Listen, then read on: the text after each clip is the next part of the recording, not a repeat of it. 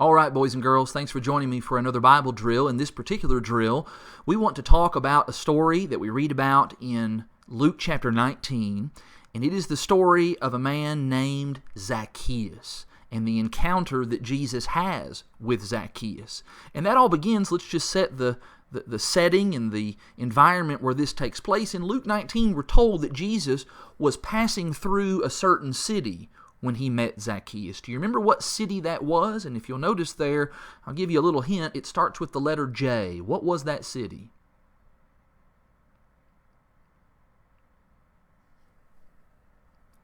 That's right. Jesus was passing through Jericho. Now, we probably remember Jericho as being that place in the Old Testament where they marched around the walls and the walls came tumbling down. But now here we are several centuries later, and Jesus is passing through that town. And of course, everyone wants to see Jesus and wants to get near to him. And we're told then about this man by the name of Zacchaeus who has that same desire. First of all, what does the Bible tell us about Zacchaeus' job? What did he do for a living?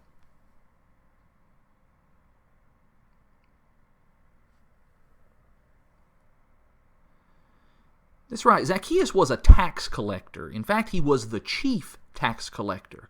And tax collectors, they weren't liked very much at all. In fact, they were despised and hated because they often were crooks, and they stole from people, and they were dishonest in their dealings. And as a result, they were amongst the most hated people in that entire society. People did not like tax collectors, and Zacchaeus especially would have been very disliked.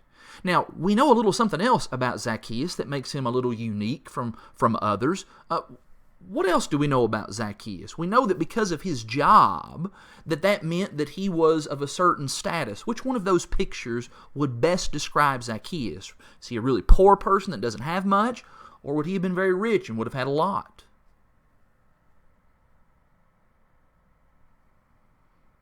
Yeah, since he's stealing from people and he's in the position of tax collector, he would have been very, very rich, even at the expense of others, even at the expense of his fellow Jews. We're told one more little detail about Zacchaeus. Do you remember that? Which one of these? Look at this picture here. Here's a really tall guy, here's a really short guy, and here's an average-sized guy. Which one of those three would best describe Zacchaeus?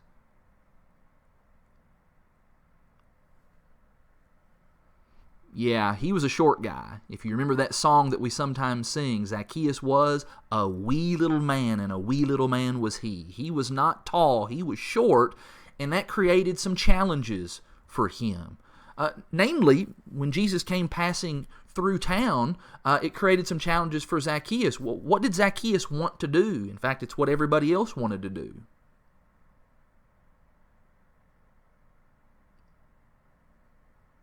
That's right. He wanted to just see Jesus. He wanted to be able to catch a glimpse of this special man that he had heard about, and all kinds of things about his reputation had probably preceded him. He wanted to be able to see Jesus and maybe what he said or what he would do. He wanted to catch a glimpse of Jesus, but because of his height, he had some problems with that. And so Zacchaeus had to get a little bit creative, and that's this next question.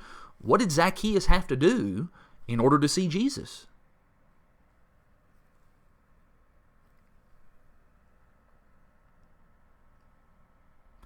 Yeah, he had to go climb up a tree.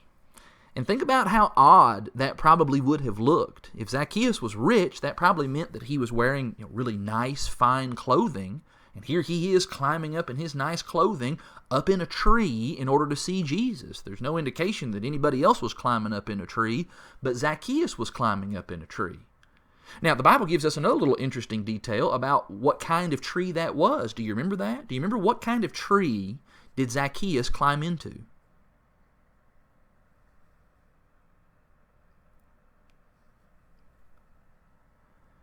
He climbed up in a sycamore tree for the Lord he wanted to see. And that's a picture of a sycamore tree when it's in full bloom. And if the tree was in full bloom, that probably is why Zacchaeus chose that kind of tree. If you'll notice, it's real bushy and leafy, which means you could climb up in it and you could hide, and people really wouldn't notice you or wouldn't see you. And Zacchaeus probably didn't want to draw a lot of attention to himself. Remember, People didn't like him. People hated him. And so he's probably using the tree as a camouflage for himself. However, he didn't hide himself from everyone, because we know at least one person saw him, and that was Jesus.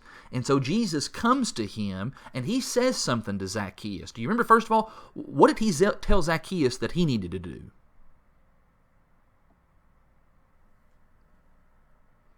Yeah, he said, Zacchaeus, you need to hurry and come down.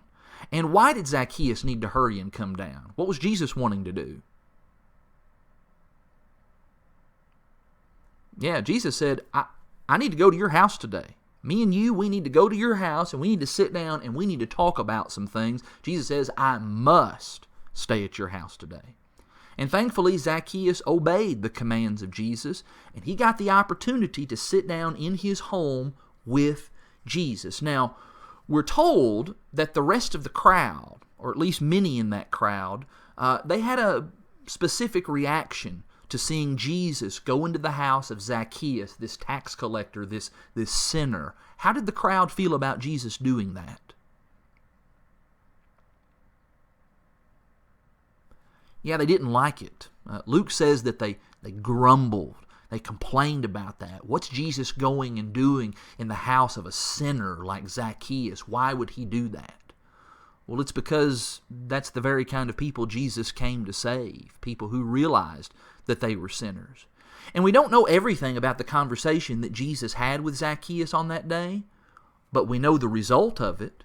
So, for example, what did Zacchaeus promise to Jesus that he would do as a result of the conversation that they had had with one another? A couple of things that Zacchaeus promised to do. Do you remember those?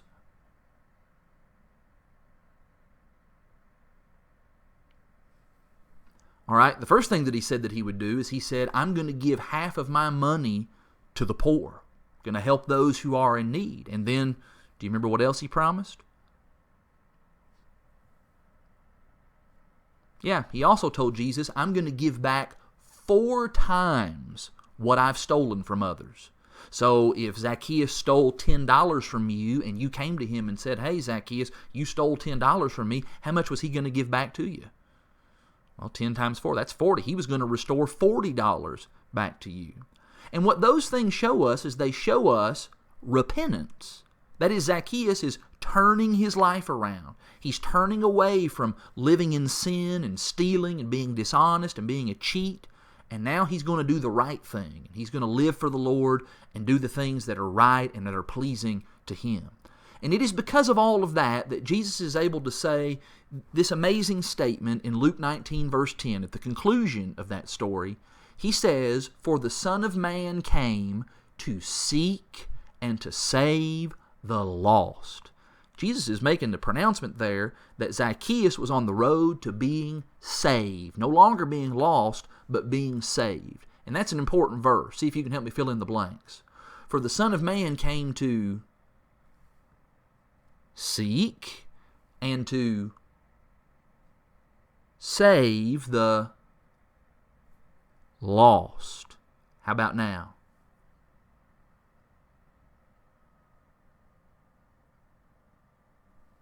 Luke 19:10, For the Son of Man came to seek and to save the lost. I'm thankful that Jesus came to seek and to save the lost because I want to be saved. How about you? Thanks for tuning in.